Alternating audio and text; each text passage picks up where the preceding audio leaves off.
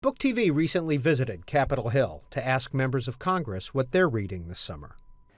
Well, right now I'm finishing Frank by Barney Frank, his autobiography.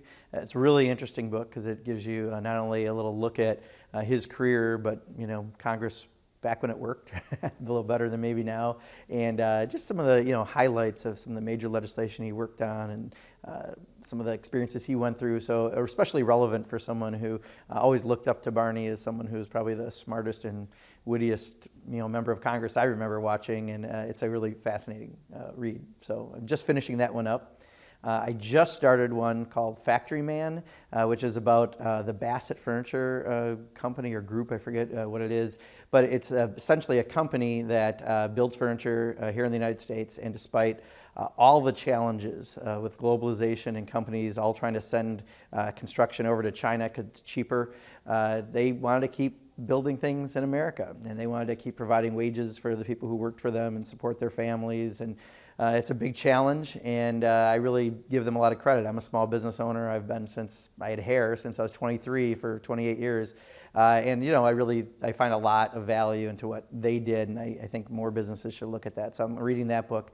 I'm about to read a book that I've bought as a hard book, and I also downloaded, so hopefully one of the versions I'll get through, but Reign of Air by Diane Ravitch. She's one of the leading thinkers around public education. I serve on the Education and Workforce Committee, and one of the things that I think we've seen are a lot of attacks on public education. There's a lot of things around the country, especially in Wisconsin, trying to expand taxpayer-funded vouchers, which essentially destroy public schools. And I'm a product of public schools, and I think most people are products of public schools. And she really puts out some really innovative ideas about how to take public education forward, so that we don't have these attacks that try to privatize it and make it so it goes to a profitable center rather than something that provides education for people. And then the final book I'm reading is more for fun. I used to do magic. That's how I helped pay for college. It's a book, Strong Magic, I just ordered by Darwin Ortiz, who actually lives in the D.C. area.